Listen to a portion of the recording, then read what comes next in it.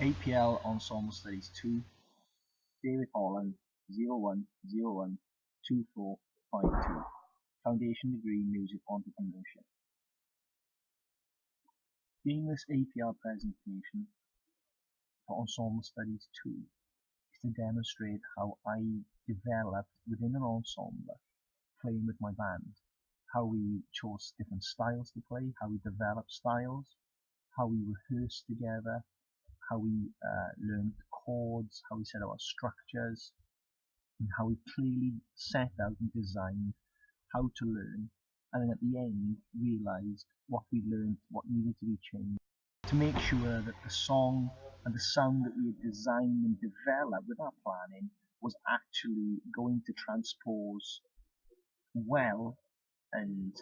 will be received well by the audience, not only as a gimmick but also as serious musicians and serious style trendsetters.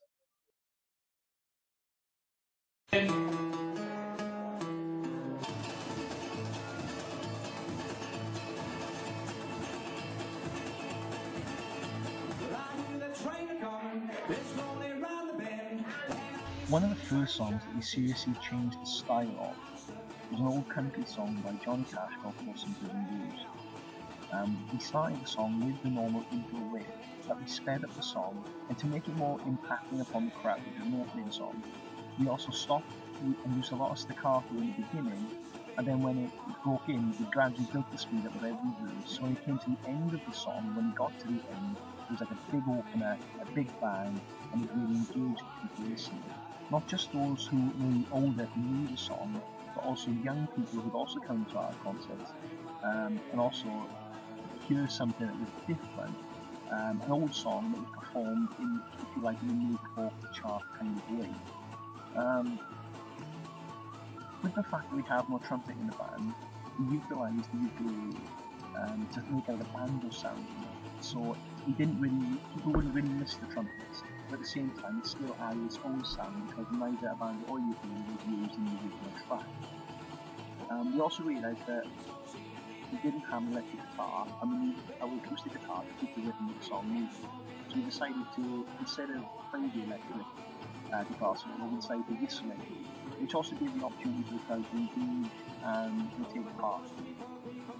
With gaining speed of the song,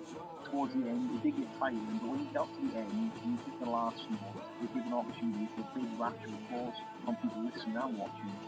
And I think that we really kind of made an old country song that was kind of slow but kind of iconic, but also sped it up and made it modern and current.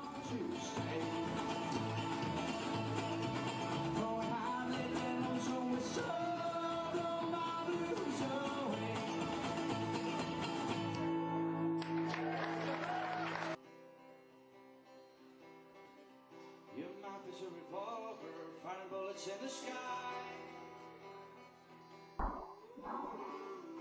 The band I play in the Raspberry Jam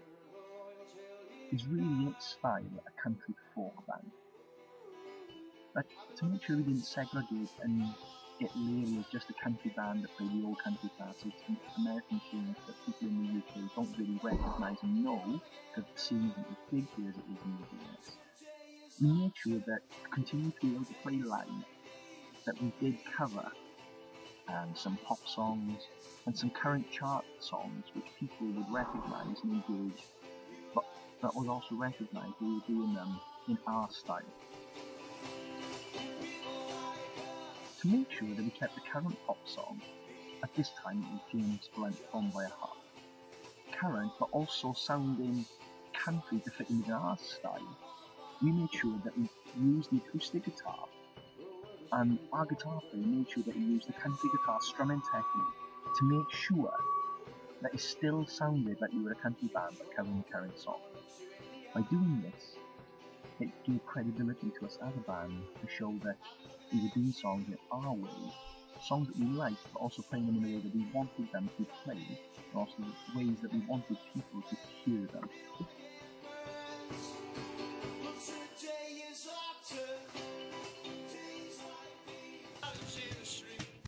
One thing that we constantly had to do in the Raspberry Jam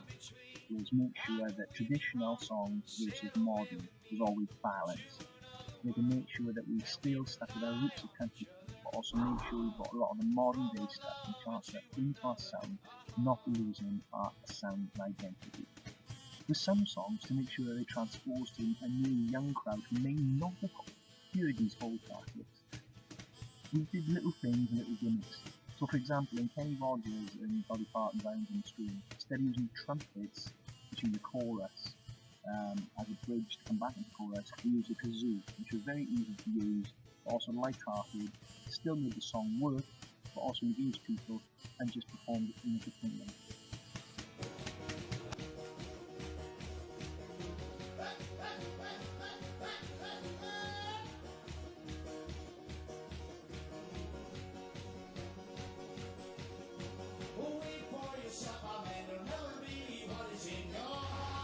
The modern day songs, and one of our favourites that we would play, would be by Mumford & Sons. Mumford & Sons really put folk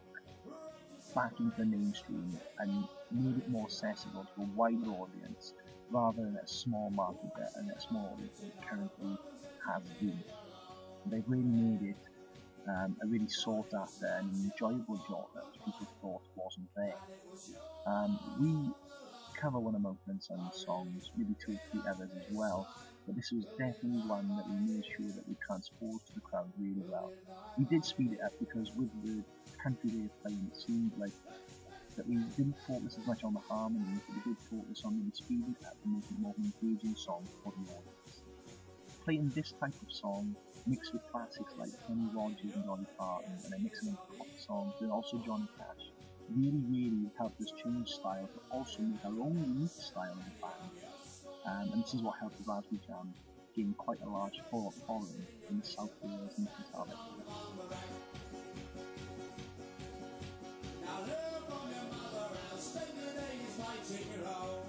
In the Raspberry Jam, we rehearse by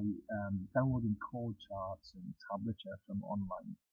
and then we'd also look at it and arrange it and make sure we knew the structure of the song.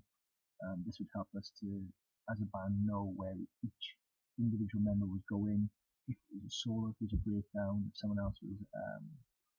going off into a different direction or playing something else, or looking at what the harmonies were. We plan this out on sheets of paper, which using pen and chords, and little prompters to jog our memories, and then we'd learn it. If we got stuck at any point, we would learn and listen using YouTube. Basically using the YouTube clip because obviously the songs are free to listen instead of purchasing them. We'd stream it, listen to it, try and work it out, see if we had the right notes, the right chords, and then once we figured that out and got that correct, we could then make sure we perfected the song. We would make every effort to make sure that when we learned the song, we would learn it off by heart, so that when we went to a gig, we wouldn't have to take chord sheets with us. But we did always take a file with us of prompters, just in case with everything or nerves that if we ever forgot anything, we'd always have it there as a backup to refer to, so we could play a song or maybe play a song that we hadn't played for maybe a couple of months, but it was still in the file just in case people had seen it before and they requested it. Overall, in the Raspberry Jam, we did 287 gigs so far in many different venues. We did many different songs and many different styles, and so far the crowd seems to respond exceptionally well to it. The Raspberry Jam plan, rehearse and execute in this way, and this way seems to be working extremely well currently, so we'll keep working in this way unless we see a need to change.